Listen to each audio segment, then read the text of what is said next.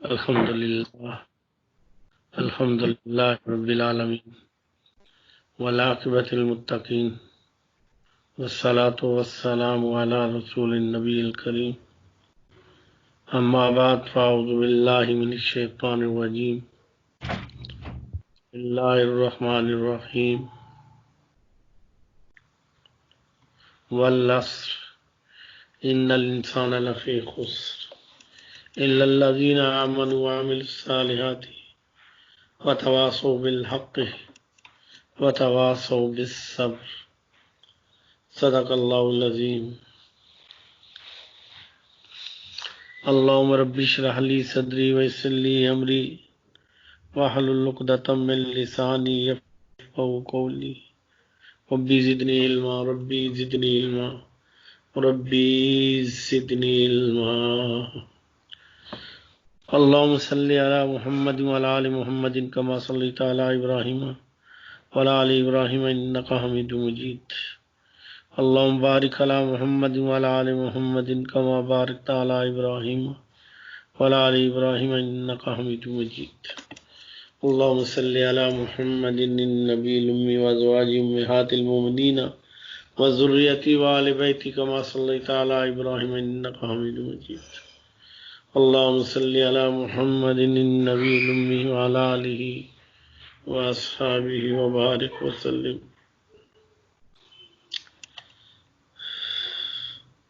آج آپ کے سامنے میں ایک بڑا اہم ضروری انتہائی ضروری مسئلہ پیش کرنے لگا ہوں، جس میں کم و بیش بڑے بڑے دیندار، حجت گزار، نمازی، حج کرنے والے، زکوٰۃ دینے والے، روزے رکھنے والے، صدقات دینے والے، ہر سال ایک ایک دو دو عمرے کرنے والے بھی مبتلا ہیں جس بیماری میں، جس گناہ میں، جس غلطی میں. میں آج آپ کے سامنے اس کی ترتیب کو پیش کرنا چاہتا ہوں. یہ جو وبا آئی ہے، یہ وبا چاہے سازش ہے، چاہے بیماری ہے، چاہے عذاب ہے، چاہے ابتلا ہے، چاہے آزمائش ہے، لیکن اللہ کرے کہ ہماری اصلاح کا ذریعہ بن جائے. ہم نہ صرف معافی مانگنے والے بن جائیں، بلکہ ہم اپنی اصلاح کر کے رجوع کریں اور جو چیزیں ہم میں پائی جاتی ہیں ہم ان کو چھوڑیں. پھر تو ہے معافی مانگی ہے اللہ سے. اگر ویسے معافی کرنا اور دوسری طرف جیب کترنا، جیب کاٹنا، لوگوں کے مال دبانا، تو یہ معافی نہیں، مذاق ہے. خیر، میں اپنے مقصد کی طرف آتا ہوں. حدیث کی کتابوں میں دو حدیث آتی ہیں، اور حدیث ایسی ہیں کہ جن کا حتمی تشریح، جن کی اللہ رب العزت جانتے ہیں، اللہ نے اپنے نبی کے دل میں ڈالی، اللہ کے نبی کو خبر، لیکن علماء سے دو زانو ہو کے جو سیکھا، پڑھا، دیکھا، اس میں سے جو کچھ آتا ہوا عرض کر دوں گا. حدیث کی کتابوں میں آتا ہے، ایک حدیث ہے، نبی صلی اللہ علیہ وسلم فرمایا کہ جب اللہ پاک نے یہ مخلوق تخلیق کا ارادہ فرمایا اور مخلوق کو تخلیق کیا، سیدنا آدم علیہ السلام پیدا ہو گئے، روح پیدا ہو گئی، تو اللہ کی بارگاہ میں صلہ رحمی بارگاہ الہی کی طرف پیش آئی، آگے بڑھ گئی. اللہ نے فرمایا رک جا. صلہ رحمی پھر آگے آ گئی. اللہ نے فرمایا آگے نہیں آؤ، رک جاؤ. پھر آگے آئی تو اللہ نے فرمایا میں تمہیں حکم دیتا ہوں، رک جا. تو صلہ رحمی نے بارگاہ الہی میں عرض کی، اللہ پاک میں ایک درخواست لے کے آئی ہوں. میں فرمایا گیا کیا درخواست ہے تمہاری؟ کہا اللہ آپ جو مخلوق پیدا فرما رہے ہیں، یہ انسان مجھے چھوڑے گا، مجھے کاٹے گا، مجھے نقصان دے گا. تو اللہ رب العزت نے فرمایا سن لے، جو تجھے چھوڑے گا میں اسے چھوڑوں گا، جو تجھے کاٹے گا میں اسے کاٹوں گا. اب اس کی تشریح کی طرف چلتے ہیں، پھر اس کے بعد دوسری حدیث پیش کرتا ہوں، پھر انشاءاللہ وضاحت کی طرف چلتے ہیں. صلہ رحمی، لفظ رحم جو ہے نا، یہ ہر عورت کا وہ مقام جہاں بچہ قرار پاتا ہے اسے رحم کہتے ہیں. جہاں بچہ کم و بیش 9 مہینے رہتا ہے وہ جگہ رحم ہوتی ہے، جہاں نطفہ آ جاتا ہے اور بچہ بنتا ہے. اس کی نسبت سے جو رشتے ہیں جنہیں خونی رشتہ کہا جاتا ہے، باپ ہے، ماں ہے، بہن ہے، بھائی ہیں، چچا ہے، ماموں ہے، نانی ہے، نانا ہے، اس طرح رشتہ دار ہیں، قریب کے رشتہ دار ہیں، خالائیں ہیں، یہ جو خون کے رشتے جو رحم کے ساتھ تعلق رکھتے ہیں ان کو، ان کے ساتھ نیکی کرنا، ان کے ساتھ اچھائی کرنا، ان کے ساتھ محبت کرنا، ان کے ساتھ معاونت کرنا، ان کی اس رشتہ داری کو نبھانے کی کوشش کرنا، اور بلا کسی اس کے ایسے ان سے علیحدہ نہ ہونا، اس کو اچھے کام کو کہتے ہیں صلہ رحمی. یہ صلہ دے رہا ہے، اچھا کام کر رہا ہے. لیکن جب اس کے الٹ ہو جائے کہ یہ رشتے پسے پش ڈال دیے جائیں اور آپس میں تعلقات منقطع ہو جائیں، ٹوٹ جائیں یا نقصان دیں، دشمنیوں کی حد تک چلے جائیں، پریشان کریں، تو اسے کہتے ہیں قطع رحمی. قطع ہوتا ہے کاٹنے کو، چھوڑنے کو قطع رحمی کہتے ہیں. حدیث میں صلہ رحمی کی بہت فضیلت ہے. آپ صلی اللہ علیہ وسلم نے فرمایا کہ اگر تم یہ چاہتے ہو کہ تمہارے عمر میں برکت ہو، تمہارے مال میں برکت ہو، اللہ تمہیں برکتیں دے، عزت دے، تو صلہ رحمی کرو. اور اس کی بڑی فضیلت ہے، اس پہ بڑا اجر ہے. حتیٰ کہ زکوٰۃ جب آپ کسی کو دیتے ہیں تو آپ کو اللہ کے ہاں سے ایک ثواب ہے، لیکن جب آپ اپنے کسی رشتہ دار کو دیتے ہیں تو ڈبل ثواب ہے، ایک صلہ رحمی کرنے کا اور ایک زکوٰۃ دینے کا، دونوں کا علیحدہ ثواب مل جاتا ہے. تو یہ صلہ رحمی اس طرح کی، یہ اس کے ساتھ تعلق رکھنا ضروری نہیں کہ بہت ہی قریبی تعلق ہو جائے، لیکن تعلق توڑا نہ جائے، رکھا جائے، اور جہاں ہو سکے اچھائی کی جائے.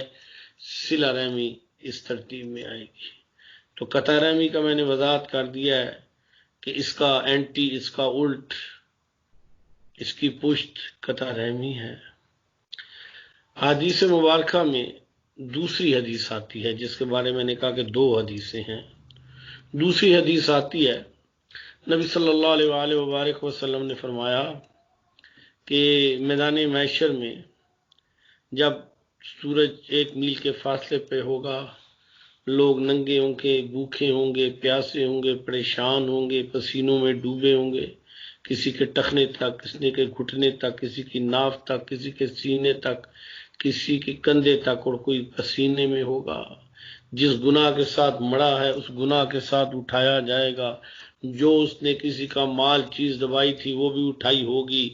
متکبر آدمی چیونٹی کی طرح رنگتے ہوں گے، زانیوں کا علیحدہ، ہر بندہ ایک عذاب، مشکل، پریشانی، اور ادھر وحشت، اور پکڑ کے جہنم بھی لے آئے گی، جس کی 70,000 لگامیں ہوں گی، ہر لگام کو پکڑنے والے 70,000 فرشتے ہوں گے، جو چیخے گی اور جس کی ہیبت ہوگی. اس سارے جہاں اتنے خوف ہوں گے، ایک پریشانی اور بن جائے گی. قطر یہ صلہ رحمی جو ہے یہ اللہ کے عرش کے پائے میں ایک ہی سایہ ہوگا، عرش معلیٰ کا سایہ ہوگا. اللہ کے عرش کے سوا کوئی سایہ نہیں ہوگا. تو یہ آئے گی، اللہ کے عرش کا پایہ پکڑ لے گی. تو اللہ فرمائیں گے ہاں بھئی آج عدل کا دن ہے، آج فیصلے کا دن ہے، آج سننے جانے کا دن ہے. تو میرا پایا تو نے پکڑا، تیری کیا فریاد ہے، تیری کیا درخواست ہے؟ وہ کہے گی اللہ وہ جو وعدہ آپ نے میرے ساتھ ان بلندیوں پہ کیا تھا، اللہ پاک کہ جو قطع رحمی کرے گا، جو صلہ رحمی چھوڑے گا میں اسے چھوڑ دوں گا، جو قطع رحمی کرے گا میں اسے کاٹ دوں گا. اللہ میں آج درخواست لے کے آئی ہوں، اے اللہ جنہوں نے مجھے چھوڑا، جنہوں نے مجھے کاٹا، جنہوں نے مجھے رنج دیے، جنہوں نے مجھے تکلیفیں دیں، جنہوں نے مجھے پریشان کیا، اللہ میں ان کے بارے میں آئی ہوں. اللہ فرمائیں گے میں اپنی بات پہ قائم ہوں اور تو پریشان نہ ہو، جس نے تیرے ساتھ زیادتی کی ہے، جس نے قطع کیا ہے، آج اس کے ساتھ یہی سلوک ہوگا۔ چلیں اب تھوڑی سی وضاحت کی طرف چلتے ہیں۔ اسے آپ ایک ایسا بیان نہ سمجھے کہ جو کانوں کو عادت ہے بیان سننے کی۔ اس میں آپ ایک شیشہ سامنے رکھ لیتے ہیں اور اپنی غلطیاں، اپنی کوتاہیاں، اپنی خامیاں، اپنی کمزوریاں دیکھ کے انہیں مارک کر کے ان سے معافی مانگ کے انہیں چھوڑنے کی کوشش کرنی ہے۔ حدیث مبارکہ میں آتا ہے، نبی صلی اللہ علیہ وآلہ وبارک وسلم نے فرمایا کہ اگر کوئی دو شخص، اور خصوصاً بہن بھائی ہوں، باپ بیٹا ہوں، ماں بہن ہو، رشتہ دار ہوں، یہ زیادہ درجے میں آتے ہیں، بلا کسی شرعی عذر کے آپس میں بول چال بند کر دیں، جب 3 دن گزر جاتے ہیں، چوتھے دن جب ان کے اعمال آسمان دنیا پہ جاتے ہیں تو اللہ فرماتے ہیں ان کے اعمال قبول نہیں ہیں، ان کے اعمال ادھر رکھ دو، بس قبولیت نہیں ہے ان کے اعمال کی۔ جب تک یہ صلح نہیں کریں گے ان کے اعمال قبول نہیں ہوگے، اس میں جتنا مرضی وقت گزر جائے۔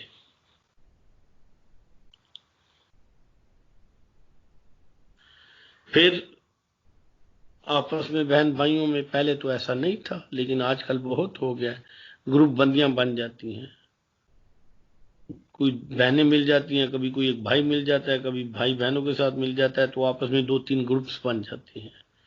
جب گروپس بن جاتے ہیں تو اپنے گروپ کا 100 غلطیاں کرے تو آنکھوں پہ بس پٹی بن جاتی ہے، اور دوسرے کی کوئی غلطی نہ ہو تو اسے اچھالا جاتا ہے، یہ بھی قطع رحمی پہ آتا ہے۔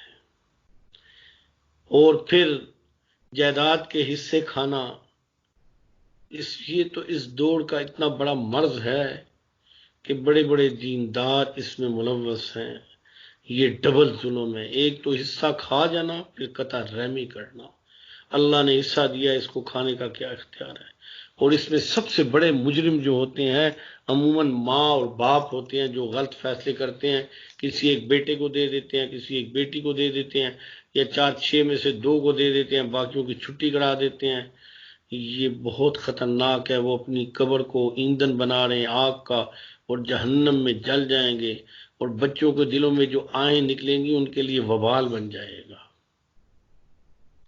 قطع رحمی میں بلا کسی شرعی عذر میں چھوڑ دینا، سلام دعا بند کر دینا۔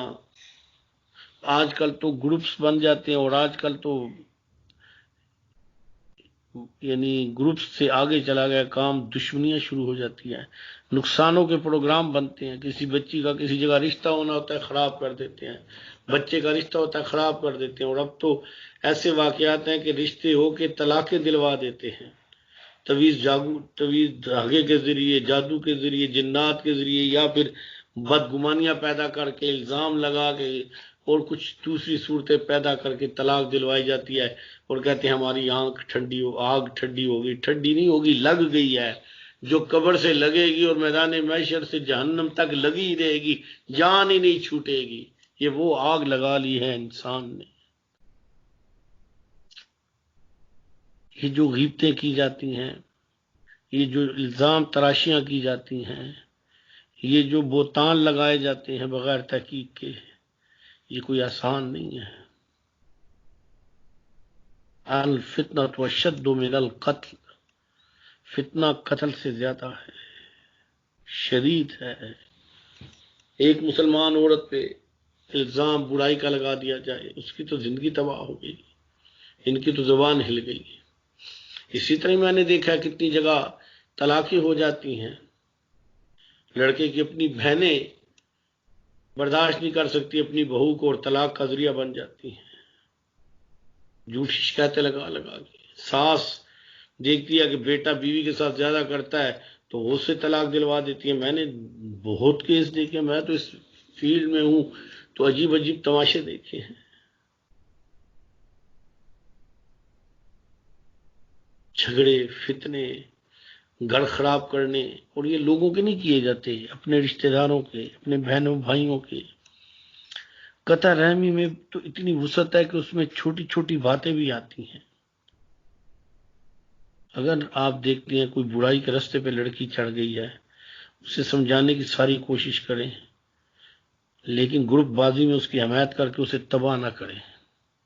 کہیں میاں بیوی کا جھگڑا ہو رہا ہے تو آپ جھوٹ موٹ بول کے بھی ان کی صلح کرا دیں، لیکن آپ گروپ بنا لیں گے، وہ شیر ہو جائے گی اور کھلا لے کے اپنے گھر بیٹھ جائے گی، پھر تباہی کے راستے کھول لے گی۔ اس دور میں سب سے جو زیادہ مصیبت پیش آ رہی ہے وہ طلاق کی ایوریج ہے۔ حدیث کی کتابوں میں آتا ہے کہ شیطان جب طلاق ہوتی ہے تو شیطان ناچتا ہے اور شیطان جشن مناتا ہے، اور جس شیطان کے اس شرک نے طلاق کا وہ بنایا اسے گلے لگاتا ہے، اسے تاج پہناتا ہے، کہتا ہے تو میرا جانشین ہے۔ یہاں طلاق کے معاملے میں سنتے جائیے، حدیث مبارکہ میں آتا ہے اگر کوئی عورت بغیر کسی شرعی عذر کے اپنے خاوند سے طلاق مانگے، اس کے پاس شرعی جواز نہیں ہے، شرعی جواز پوچھا جاتا ہے علماء سے کہ کیا شرعی جواز ہے، ہم نہیں شرعی جواز بنا سکتے، پوچھا جاتا ہے کہ یہ اس میں یہ بات پائی جاتی ہے، یہ شرعی جواز ہے۔ بعض کا عقیدہ ٹھیک نہیں ہوتا، بعض شیعہ ہوتا ہے، مرزئی ہوتا ہے، بعض کوئی اور صورتیں ہوتی ہیں، ایسے گناہ یا ایسے بعض چیزیں ہوتی ہیں کہ جو بیوی کو غلط بھی استعمال کرانا چاہتا ہے، یہ ساری شرعی عذر ہیں۔ بغیر شرعی عذر کے جو اپنی خاوند سے طلاق مانگے گی، نبی صلی اللہ علیہ وسلم فرمایا اس پہ اللہ کے رسول کی، تمام مومنین کی، مخلوق کی لعنت ہے اس پہ۔ دوسری حدیث اس سے بھی زیادہ سخت، فرمایا جو عورت اپنے خاوند سے بلا شرعی عذر کے طلاق مانگے گی وہ جنت کی خوشبو کو بھی نہ پائے گی، اور جنت کی خوشبو 500 سال کے فاصلے سے، 500 میل کی بات نہیں کر رہا ہوں، یعنی 500 سال آدمی چلتا رہے نا تو جنت کی خوشبو، ابھی 500 سال چلنے ہیں تو جنت کی خوشبو آ جائے گی، فرمایا اسے وہ بھی نصیب نہیں ہوگی۔ یعنی جنت میں جانا تو محال ہے اس کا، وہ تو جائے گی نہیں، خوشبو بھی نہیں اسے ملے گی، خوشبو کو بھی نہیں پائے گی۔ اس وقت اس دور میں سب سے زیادہ جو رشتے ناکام ہو رہے ہیں عموماً وہ دو قسم کے ہو رہے ہیں، ایک لو میرج والے اور دوسرے خاندان کے اندر شادیوں والے۔ یہ کیا بات ہے، اس پہ غور کرنی چاہیے۔ چلیں اپنے صلہ رحمی اور قطع رحمی پہ، میں نے صلہ رحمی کے لیے پہلے عرض کیا ہے کہ اس کی بڑی فضیلت ہے، درجات ہیں، رسول اللہ صلی اللہ علیہ وسلم نے اس پہ خوشخبریاں سنائی ہیں، خوشخبریاں سنائی ہیں اس پہ۔ پھر آپ کے مال سے جس کے نفع ہوگا اور اعمال کرے گا وہ بھی آپ کے نام اعمال میں لکھے جائیں گے، اور ایک مسلمان کی اپنے رشتہ دار کی جب پردہ پوشی کرے گا تو اسے اس کا اجر دے گا اور اللہ اس کی پردہ پوشی کرے گا، اور جو کسی کو پردہ چاک کرے گا اللہ اس کے پردے چاک کر دے گا۔ حدیث مبارکہ میں آتا ہے نبی صلی اللہ علیہ وآلہ وبارک وسلم نے فرمایا کہ جو شخص کسی کی ٹو میں لگ جائے، یعنی دیکھو یہ کیا کرتا ہے، کہاں جاتی ہے، کہاں جاتا ہے، کیا کرتی ہے، کس سے ملتے ہیں، سراغ لگانا، لوگوں کو کہنا، کان پڑنا، فرمایا کہ جو کسی کی ٹو میں لگتا ہے اللہ اس کی ٹو میں لگ جاتا ہے، اور جس کی ٹو میں اللہ لگے اللہ اسے ذلیل کرتا ہے، گھر میں بیٹھا ہو یا باہر ہو اللہ اسے ذلت کر دیتا ہے، ذلیل کر دیتا ہے۔ بعض لوگ قطع رحمی میں متکبر ہونے کی وجہ سے، پیسہ زیادہ ہوتا ہے، مال ہوتا ہے، تو رشتہ دار، بہن بھائی، عزیز و اقارب ذرا غریب ہوتے ہیں تو اس کا سٹیٹس بدل جاتا ہے، اس لیے انہیں یہ ذلیل سمجھتا ہے، انہیں ان سے بات کرنا اپنی توہین سمجھتا ہے۔ اس کے گھر میں آئے تو ان کو تانا دیا جاتا ہے تمہیں سلیقہ نہیں بیٹھنے کا، آنے کا۔ ان کی مقصد ہے کہ یہ تکبر کی وجہ سے آدمی قطع رحمی کا شکار ہوتا ہے۔ تو یہ مال کس نے دیا ہے؟ ایک ہی ماں سے دونوں پیدا ہوئے تھے، اللہ نے ایک کا مقدر اچھا بنایا اور ایک کا اچھا نہ بنایا، ایک کو خوبصورت بنایا ایک کو نہ بنایا، ایک کو ذہین بنایا ایک کو نہ بنایا۔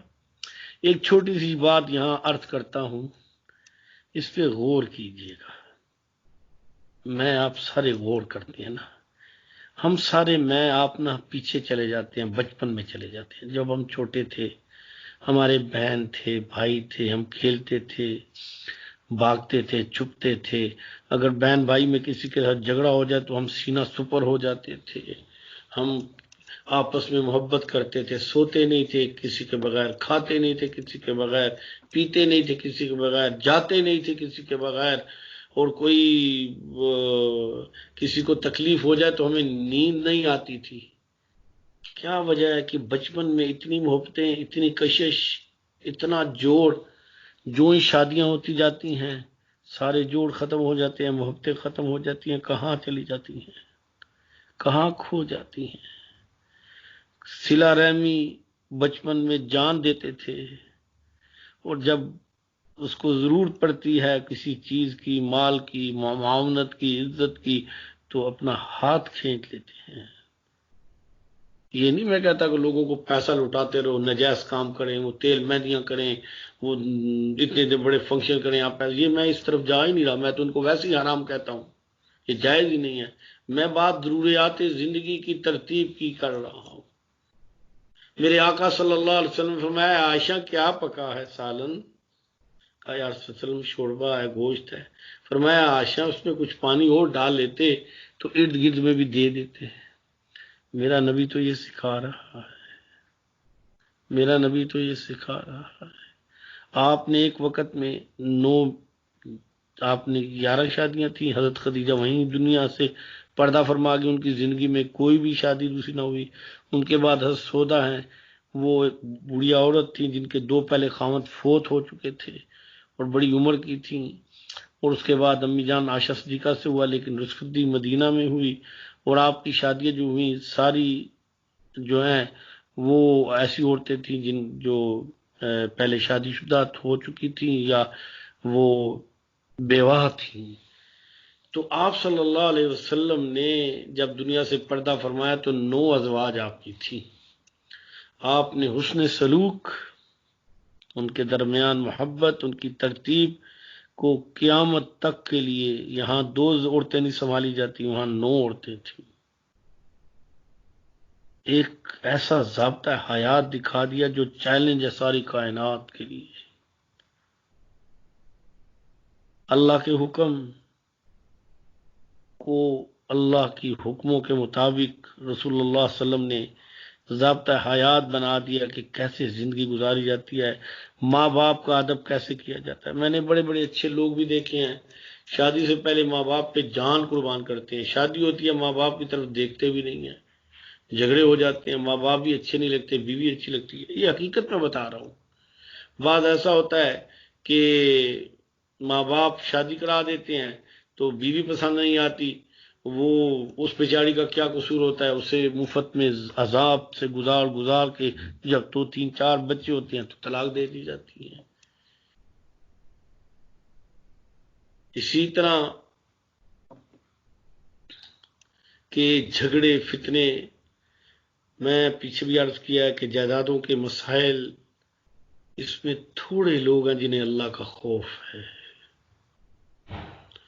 جو مکان میں بیٹھا ہے بس وہ وارث بن گیا، اور دوسرے کرائے کے مکانوں میں کھجل خوار ہو جاتے ہیں، بس یہ مالک ہے کہ اس کا قبضہ تھا۔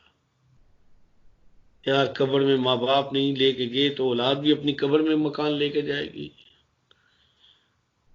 اور یہ اتنا بڑا اور ذلیل قسم کا گناہ ہے کہ آپ نے کسی کا حق دبایا، پیسہ دبایا، حصہ دبایا، اب وہ جتنے اسے زخم آئے، جتنے اسے تکلیف آئی، جس سے اس نقصان آئے، وہ کسی طرح آپ پورے نہیں کر سکتے۔ میدان محشر میں آپ کو اپنے حج عمرے دے کے بھی جان نہیں چھوٹے گی۔ اس کا دل بھی دکھا، اس کے بچے پڑھنے سے رہ گئے، آپ کے بیٹے ڈاکٹر، انجینئر، پائلٹ بن گئے، اور اس کے بچوں کے پاس رات کا کھانا بھی نہیں تھا، وہ مزدوریاں کرتے رہے، موچی بن گئے، ریڑیاں چلاتے رہے، وہ بیچارے سیلمانیاں کرتے رہے۔ دیکھیں ان دنوں میں خصوصی طور پہ میں معاملات کی باتیں کیوں عرض کر رہا ہوں۔ دین 3 شعبوں کا نام ہے، ایک مختصر عرض کر رہا ہوں سمجھانے کے، جیسے مغرب کی 3 رکعت ہیں، 2 پڑھو تو نماز نہیں ہوتی، 1 پڑھو تو نماز نہیں ہوتی۔ پہلا شعبہ ہے عقائد، اللہ اور اللہ کے رسول، فرشتے، یوم قیامت، تقدیر کے۔ جو ایک ضابطہ ہے، انشاءاللہ اس پہ بھی بات کروں گا۔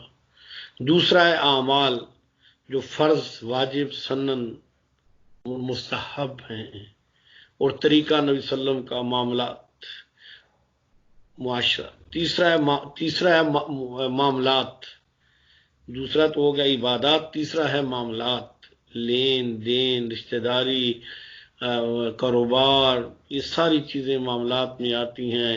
یہ اگر دو بہت اچھی ہیں اور تیسری خراب ہے تو آدمی فیل ہو گیا۔ 2 رکعت کے بعد سلام پھر تو نماز نہیں ہوتی۔ اور سجدہ صاحب کیسے ہوتا ہے کہ آدمی کو احساس ہو گیا غلطی ہو گئی اور اپنی غلطی کا ادراک کرتا ہے، اور اس کے بعد وہ اللہ سے معافی مانگ کے سجدہ صاف کرتا ہے، نئے سرے سے تحیات میں پھر بیٹھتا ہے، سجدے کرتا ہے۔ اگر آدمی کے معاملات یا عقائد میں یا اعمال میں خرابی ہے تو وہ معافی بھی مانگے، رجوع بھی کرے، اس کو صحیح بھی کرے، انشاءاللہ اللہ سے امید ہے اللہ قبول کر لے گا۔ ساری زندگی کسی کا مال دبا لیا، مکان دبا لیا، مرتے وقت کہا مجھے معاف کر دینا، میں نے مجھ سے زیادتی ہو گئی تھی، تو اس بچے کی تو اس کی تو زندگی تباہ ہوگی، اس کے بچوں کی زندگی تباہ ہوگی، آپ نے معافی مانگ لی، اللہ آپ کو چھوڑ دے گا۔ میں نے کتنے ایسے لوگ دیکھے ہیں کہ جن کے پاس اللہ پاک نے اتنی اچھی مالی پوزیشن تھی، اس کے باوجود لوگوں پہ زیادتی کی، اور دوسروں کے پاس اپنی بچیوں کو شادی کرنے کے بندوبست بھی نہیں تھے، اور معاونت بھی دور کی بات، بلکہ اوپر سے چوری اور سینہ زوری کے واقعات بھی آتے ہیں۔ تو گزارش ہے خدا را اپنے معاملات، اپنی ترتیب کو اتنا حسین کریں کہ ہمیں کوئی دیکھ کے کہے یہ مسلمان ہیں۔ صحابہ رضوان اللہ تعالی علیہ اجمعین کی اس تبلیغ ایسی تھی کہ زبان سے کوئی کلمہ نہ کہتے، ان کے اعمال ہی تبلیغ تھی، دیکھ کے لوگ مسلمان ہو جایا کرتے تھے۔ انہیں دیکھ کے ہی لوگوں کا یقین ایمان بن جایا کرتا تھا۔ الحمدللہ اللہ پاک نے ان کے اندر یہ ایسی قوت صلاحیت رکھی تھی، اسی لیے کہتے ہیں کہ جب صلح حدیبیہ ہوئی تو اس کے بعد جتنے لوگ مسلمان ہوئے ساری زندگی میں اتنے نہ ہوئے۔ جب صحابہ سے میل جول ہوئی تو انہوں نے کل ہی ہمارے ساتھ تھے، آج کیا بن گئے۔ تو ہم بھی حاجی صاحب بھی ہوں، نمازی بھی ہوں، ہر کام بڑے بڑھ چڑھ کے کرتے ہوں، صدقات دیتے ہوں، اور پتہ ہو کہ اپنے بہن کا حصہ دبایا ہے، بھائی کا حصہ دبایا ہوا ہے۔ تو یہ اللہ پاک مجھے آپ کو، اور یہ ناراضگیاں بلا وجہ ناراضگیاں، کتنے ایسے لوگ ہیں جن سے پوچھو کہتے 3 سال ہو گئے، 2 سال ہو گئے، اسلام تو آج نہیں، مرنا جینا بند ہے۔ یہ مومن کی شان نہیں ہے، میرے نبی کا طریقہ نہیں ہے، میرے نبی کی سنت نہیں ہے۔ میرا نبی تو وہ اخلاق لے کے آیا، اس جیسے اخلاق ہیں ہی کسی کے نہیں۔ میرا نبی با ادب تھا، ادب سکھاتا تھا۔ آپ صلی اللہ علیہ وآلہ وبارک وسلم نے ہر ایک کا رشتہ اپنے مقام پہ رکھا، سکھایا صحابہ کی جماعت نے کہ باپ کہاں ہوتا ہے، ماں کہاں ہوتی ہے، بیوی کہاں ہوتی ہے، بہن کہاں ہوتی ہے، بیٹے کہاں ہوتے ہیں، بیٹی کہاں ہوتی ہیں، کزنز کہاں ہوتے ہیں، بہنوئی کہاں ہوتے ہیں، رشتے دار کیسے ہوتے ہیں، سب کا اپنے اپنی جگہ پہ رہنا رکھنا، یہی حسن ہے۔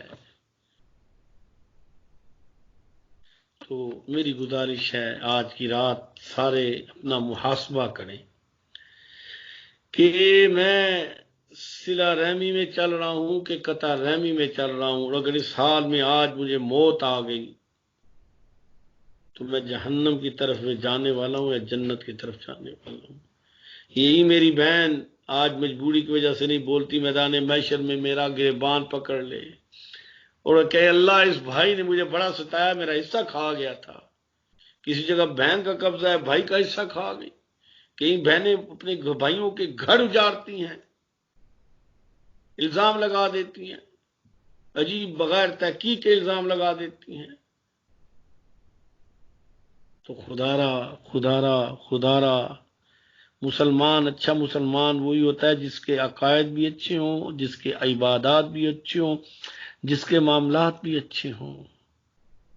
نبی صلی اللہ علیہ وآلہ وبارک وسلم نے اخلاق کی بہت تاکید فرمائی۔ حضرت امی جان عائشہ صدیقہ رضی اللہ تعالیٰ عنہ کے پاس ایک صحابی آئے کہ یا رسول اللہ علیہ وسلم کے اخلاق بتائیے کیا ہیں۔ تو امی جان نے فرمایا تو نے قرآن مجید پڑھا ہے؟ اس نے کہا جی ہاں پڑھا ہے۔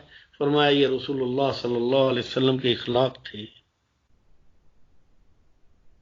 اپنی زندگیاں، یہ زبان درازیاں یاد رکھیں، آج زبان تو چل رہی ہے، کل اس زبان کو ایسے باہر لٹکا کے بڑا کر دیا جائے گا اور اس کے پکڑ کے اوپر لٹکایا جائے گا اور سارا جسم اس کے سہارے پہ لٹکا ہوگا۔ کوئی بات کہہ دے تو فتنہ بن جاتا ہے، میری توہین ہو گئی اور جان ہی نہیں چھوٹتی۔ کوئی ایک بات کہہ دے تو 200 جب تک جواب نہ دیے جاتے خاموشی اختیار نہیں کی جاتی۔ اس کے وہ کہاں تک خاندان کو پن دیا جاتا ہے۔ خدا را مومن بڑا مدبر ہوتا ہے۔ نبی صلی اللہ علیہ وسلم کے ساتھ وقت صدیق رضی اللہ تعالیٰ بیٹھے تھے، ایک مشرک آ گیا، اس نے نبی صلی اللہ علیہ وسلم کی شان میں توہین کر دی۔ آپ صلی اللہ علیہ وسلم مسکرانا شروع کر دیا۔ وقت صدیق دیکھتے رہے کہ نبی صلی اللہ علیہ وسلم مسکرا رہے ہیں۔ آخر میں اس نے ایک گالی سی گندی سی بات کی دی، حدیث کی کتابوں میں وہ بھی لکھا ہے۔ وہ صدیق کو جب دیکھا تو برداشت نہیں کیا تو وہ بات اس پہ لوٹا دی، اس سے وہی بات کہہ دی۔ رسول اللہ صلی اللہ علیہ وسلم کا چہرہ انور کا رنگ بدل گیا۔ وہ صدیق پریشان ہو گئے، کہتے ہیں رسول اللہ اتنی دیر سے بےہودگی کر رہا تھا آپ کی ذات میں، تو مجھ سے برداشت نہ ہوا، میں بولا تو آپ ناراض ہو گئے۔ فرمایا ابو بکر جب ایسا کر رہا تھا ہمارے اور ان کے درمیان میں اللہ نے فرشتہ مقرر کر دیا تھا جو اس کی بات کو ہم ترک نہیں آتا تھا اسے لوٹا کے واپس بھیجتے تھے۔ جب تو نے زبان کھولی تو فرشتہ ناراض ہو گیا، ہٹ گیا ہے۔ خاموشی سیکھیں۔ وَفَوِّضُ أَمْرِي إِلَى اللَّهِ إِنَّ اللَّهَ بَصِيرٌ بِالْعِبَادِ پڑھ لیا کریں، پھر دیکھیں اللہ آپ کی طرف سے بدلے لے گا۔ اور میری پھر گزارش ہے، میں کسی پہ اعتراض نہیں کرنا، میرا مزاج نہیں ہے، میں تو سب سے کمزور اپنے آپ کو سمجھتا ہوں۔ مرنے سے پہلے اپنے معاملات سیدھے کر لو، قبر میں کسی نے ساتھ نہیں جانا، میدان محشر میں بڑی رسوائی کا دن ہوگا، بڑی رسوائی کا۔ جس نے کوئی چیز جس کی اٹھائی ہے کھائی ہے، وہ دب قبضہ کیا اس نے اٹھائی ہوگی، کہاں اتنی زمینیں مکان اور یہ چیزیں اٹھائی جا سکیں گی؟ کسی کے گھر کے جو چیز پسند ہے میں لے کے جا رہی ہوں جی، مجھے اچھی لگتی ہے، حرام ہے، یہ چوری نہیں ہے، یہ ڈاکہ ہے، ڈاکہ ہے۔ یہ کیا حق ہے کسی کی چیز اٹھا کے لے لینا؟ تو اللہ مجھے آپ کو ہم سب کو اس کی توفیق دے کہ ہم بچ سکیں۔ یہ ذکر اذکار سے یہ ہونا ایسا چاہیے کہ انسان اپنی تبدیلی لے کے اور جو سنے اللہ سے مدد مانگے کہ اللہ پاک مجھ سے بچنے کی توفیق عطا فرما۔ وما علینا الا البلاغ۔ صلی اللہ تعالی علی خیر خلق محمد وعلی آلہ وصحبہ برحمتک آمین۔